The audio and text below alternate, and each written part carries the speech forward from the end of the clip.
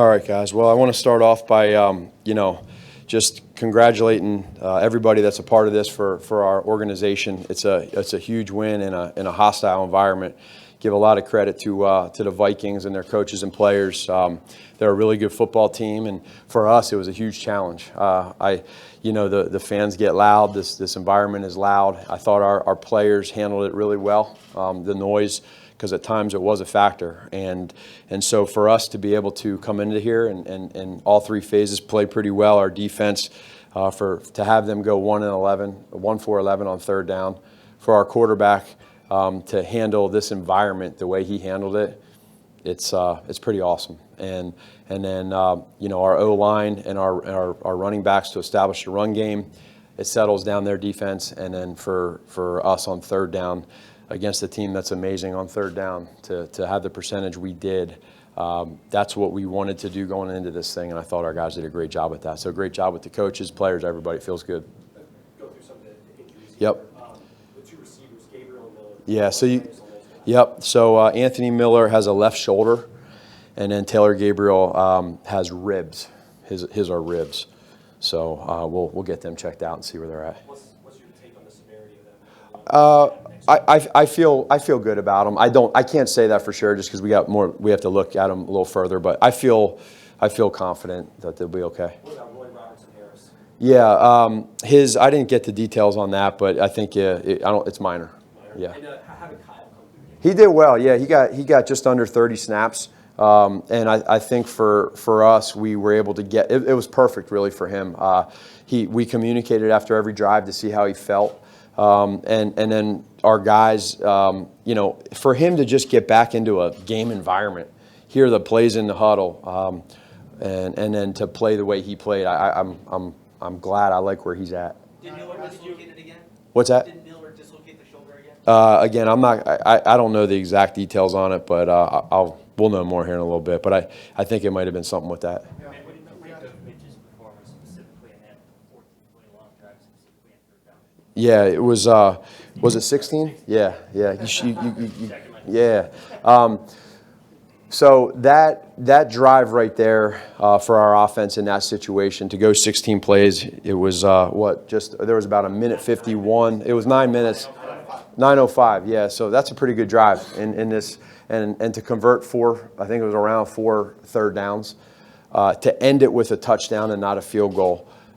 It's a credit to those guys. This is not an easy place to play. And when you go 16 plays in wherever you are, whenever, you're doing something right, and not just one person. But I'm just going to continue to go back to Mitch, because where he's at right now, running this offense and being able to get guys in the right position. We got some guys out at wide receiver position, and that can hurt your personnels on how you name things. So you saw there a couple times I had to call timeout. Some of that is because of substitutions, guys not knowing exactly where. It's not a fault to the receivers. It's just that's some stuff we go through, and it was a weird, different game plan. So, in regards to substitutions there, so it's not easy, and he orchestrated everybody, got everybody in the right spot, and did a great job. Matt, to what extent were you up to date on what the Rams were doing? The first I found out was at halftime, walking off the field. And then, so I knew that score. I think it was 28-3 at half. Did Aaron tell you that score? Yeah. That's the first. That's the first I found out. Yeah, I didn't want anybody talking to me about the score in the first half. She broke the news to me that it was 28-3 at halftime, which is good to know. And then I think they might have got a touchdown and made it 28-10 as I was walking out. I think. So the mindset. What? 31-10 at halftime. Was that what it was? Yeah. So there you go. I had no idea. We played. You saw. I don't know what the time was. I was going off my gut reaction, gut feeling with our guys, because it's not easy. You have a lead. You're in next week, and it wouldn't feel good to lose a guy in that situation. So those are hard. That's a valuable experience for me down the road. Were you doing any sort of math in your head of who you would rather face the next week? No, you go through and you know, but no matter who you play, whether it's offense, defense, special teams, everybody's going to have their own suggestions. For me, I love winning. I think it's fun to win, and so when you win, whoever it is, who cares? let's just play ball, and that's the fun part, and that's what we're going to do. I mean, tons of respect for every team in this league, but we just want to win. Is this the perfect playoff tune-up in the sense Minnesota's desperate? You're in their building. The noise is incredible. And you guys got to win on the road. Huge, huge. I told the guys in the locker room at the end there, I said, boy, it looks good and feels good looking at these faces to end the regular season when we played Green Bay after that Week 1 loss, and to see how far we've come as a family, nothing like it. And so now the real test starts. Everything's going to be a little faster. Everything's going to be a little quicker, a little louder, but I'm glad we're doing it at Soldier Field. Man, what are your thoughts on facing the Eagles? So with Doug, with Howie, with their players, with everything they do, I know them really well. Doug and I, we worked together for 6 years between Philadelphia and Kansas City. We spent many hours together, so we know each other really well. And it's just it's a mutual friendship that we have for one another, mutual respect. He's a competitor. He wants to win. Same with us. So it'll be a great challenge. And obviously, my phone is blowing up right now from all the Philadelphia friends back home. So I'm just not answering them. Did you get anything from him? From Doug? After the game? Not that I saw. No, I haven't looked. As far as I haven't seen, there's too many of them. You mentioned the long ball to Taylor in the second quarter to set you guys up for the second touchdown. What do you recall about that deep throw and catch the way it was? That was a third down, right? I think it might have been a third down. Yeah. So that's an opportunity of being able to stretch the field a little bit. Teams are going to zone you out and do some different things, but you have to be able to stretch the field vertically when we get a chance to. And Mitch gave him a great opportunity to make a play, and then he made the play. It was close to being a touchdown, but to come down with that ball, Taylor's done that this whole year, and so there's been a few games here where we haven't had those, but to get one was nice. In terms of guys stepping up, what do you think is Javon Wins? Yeah, he had four catches for 4 throws, 4 targets. It shows who we are. He's been having a great season in regards to just being able to learn in practice. You can watch him growing every day, and I think that can do so much for him, whether it's this year or down the road, for his confidence. And he's a great kid. He works hard, and to have those, the best one of the day was that third down when he caught that 12-yard stop route. That was the best one of the day. That was a big play, and he's got that in him. Matt, how do you keep a kid like that engaged when he doesn't play too much for 16 days? You make sure that you're in constant communication in practice. You don't he's just there going through the motion, helping out the defense. You're always asking, hey, or when he's doing individual routes before practice starts, you're making sure that he's running everything with extreme detail. He's been doing that, and he's a really good person too, so he takes everything very seriously, and he knows that at any given time his name could be called, and it just happened to be this week. But it does not surprise me. To go back to Mitch on third down, what stood out to you about his timing with Javon, who he hasn't played a lot with, his ability to run for a couple of these and just make it His ability to trust guys, he doesn't care who it is. He stays within the play. I don't care what number you have out there. I don't care if it's 44, I'm throwing you the ball. Okay, so he'll do it. In all honesty, he doesn't care. He stays within the play. He stays within the system. He trusts it, and the other guys are trusting him, and they know if I'm on time, if I run this route on time, then he's going to throw me the ball on time, and then we have a chance for a conversion. Establishing Jordan early, what do you think that did in terms of early momentum and balance? Yeah, it's important.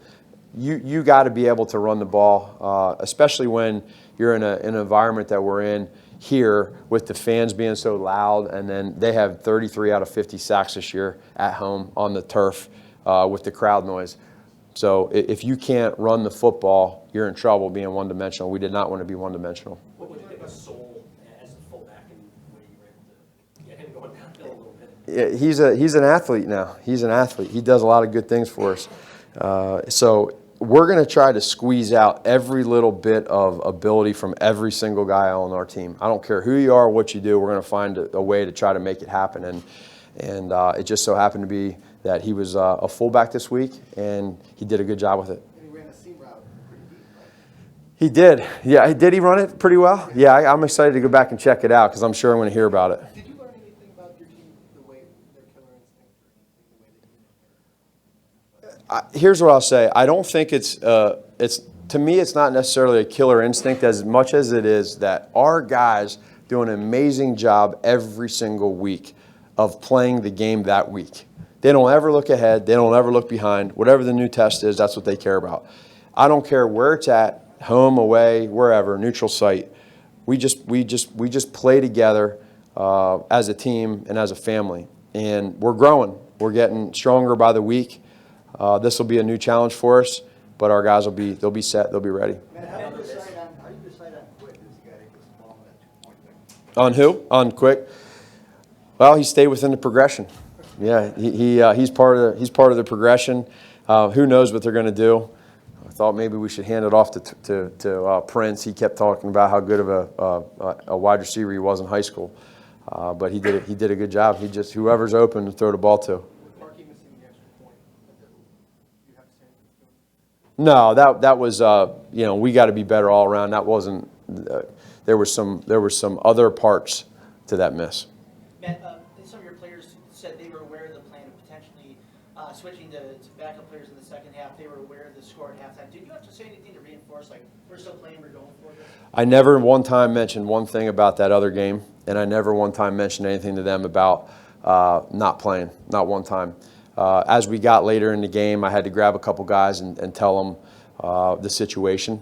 But I just didn't want to go there. And once you start going there, their mind's somewhere it's not supposed to be. Matt, what were the other parts of that extra point miss? You have to take who's down this 10. What else happened? You'll see it on tape, and this is again, everybody's accountable, but you'll see it. There's a couple parts, whether it's a blocking, whether it's a snap, whether it's a hold, whether it's a kick. It's one of those in there, and I don't want to get into the details, but Cody's taken a lot this year, and he'll take some of it, but I'm gonna protect Cody on this one. Oh, you don't? Well, then you got to wait. I'll give you a hint. I don't think it was on Cody. How about that? So you guys don't crush him.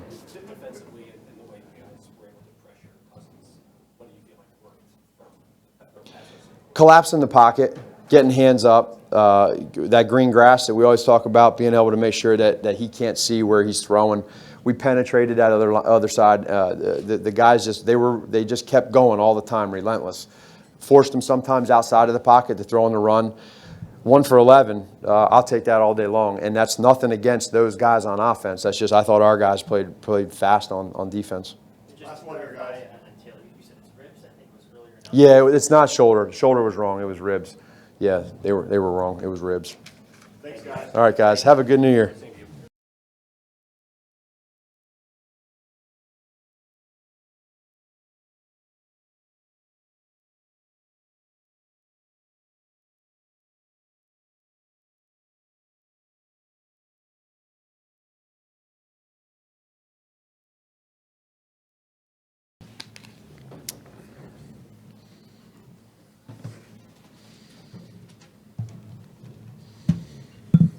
Mitch, to be 12-4, where is your sense of accomplishment Yeah. this regular season? Very proud of this team. Big turnaround from last year.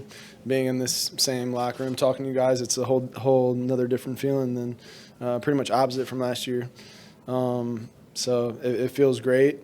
But we also realize like how we've got to this point, and that's just taking care of the little things, taking care of each other, coming to work every day, loving what you do, love the guy next to you, and just taking it one game, one day at a time. And then you just look back and you got 12 wins, and you're playing at home in the playoffs, and we're excited for this next opportunity. And if we just keep doing what we're doing, hopefully we can do something special, and keep it rolling. On that 16-play, 75-yard drive, just take us through about what stood out for you, especially on third down and keeping the ball moving. Yeah, for sure. Just taking it one play at a time really is we had a couple big conversions there, and we did a great job running the ball all day to keep them honest. And it all started up front. The only reason we're able to get those conversions and big run game is because of our offensive line. The holes they're creating, the pass pro all game. Didn't let up a sack, didn't really have much pressure. Did a good job mixing it up with the quick game and running it. And then when you get into the third down, that's the money down. You got to convert. And especially against the defense, who was really good on third down. We know that. So just for me, it was just finding completions, moving the sticks. But it always starts up front, them giving me time, just seeing the defense and making the throws that we do in practice all week. How meaningful do you think it was for you, maybe some of the young guys on Yeah, it's tough. You got 3 of our top receivers out, and new guys have to step in. Kev made a couple big catches. Javon made a couple great catches, and it's a testament to how they're working in practice, just waiting for the opportunity. And when their opportunity came, they took full advantage. And it's great to see. This was a tough environment. We were already in the playoffs. They were fighting for one. And for us to come out and play the way we did, all 3 phases, I think it says a lot about this team. But now you just got to erase that. It's a blank slate, and we're getting ready for this run. And we're excited to play at home. But I think it'll just prepare us for this run we're about to go on, playing in a tough environment like that and having young guys step up and make plays. When your number is called upon, you just got to do what you got to do for the team. And it was awesome to see out of those guys. Just to get where you guys want to go, you might have to win 2 straight road games. For sure. Do you feel more confident knowing that you have this in your back pocket? Because Yeah, I think you are what you've been through and the experiences you've gone through, and obviously our tough road wins this season are going to help us in any situation. So if we just continue to do what we've done all year long, stick together, play one play at a time, and be great communicators. That's the toughest thing when it gets loud, just communicating. Personnel's in the huddle, getting to the line of scrimmage, and not letting them tee off on the snap count. So if you just communicate, and we work on that all throughout practice, and it pays off a big time in a win like that. So we're at home this week, and when we get to an away game, we'll deal with it then. But we're just focused on one day, 1 week at a time, and getting back to work and preparing for the next game. It didn't go in our favor, and we weren't very efficient on offense last year. So just got to go back to work this week, prepare, and make sure we don't have that feeling from the game when we played them last year. How nice was it to have Kyle out there today? It's nice. He created some big holes up front. I think he just gives confidence to everyone on the offense, just having that presence out there, him moving guys and getting it going, and with pass pro and in the run game. So very, very happy for him. I know it's just tough being out for that long, especially when you want to be out there so bad with your guys. And I'm happy for him and the way he played today and stepped in. And hopefully he could play even more next week, because it is a tremendous presence to have him back in the huddle and every single play. Mitch, the deep ball that Taylor Gabriel caught in the second quarter, what did you think on that play? Kind of get the ball out when you did and give you the chance? Yeah, for sure. When you get single high and pressed up on the outside, we got to make teams play so they can't stack the box against us. And they had to change something up on defense, because when you're running the ball as well as we did, they changed it up. So we just called a great play call. It all starts up front, like I said, and great pass protection. And Taylor ran a heck of a route, and I just put it in a spot where he could go make a play. So he made a heck of a catch. And I felt like that was a big play for momentum and finishing that drive and just making those big plays you got to have throughout the game. So it was, when we get pressed up and single them up on the outside, we got to make teams play, and we just got to continue to work on that and get better. You alluded to the run game success affecting their defense. How did that? Yeah, they got to bring an extra hat down in the box. When you're moving guys, creating holes, you can't just tee off and play too high the whole game. You got to bring an extra hat in the box, which they did, which creates one-on-one matchups, opportunities on the outside, and you just change it up. But for us, it's just we just want to keep defenses off balance. We don't want them to tee off on the run or the pass.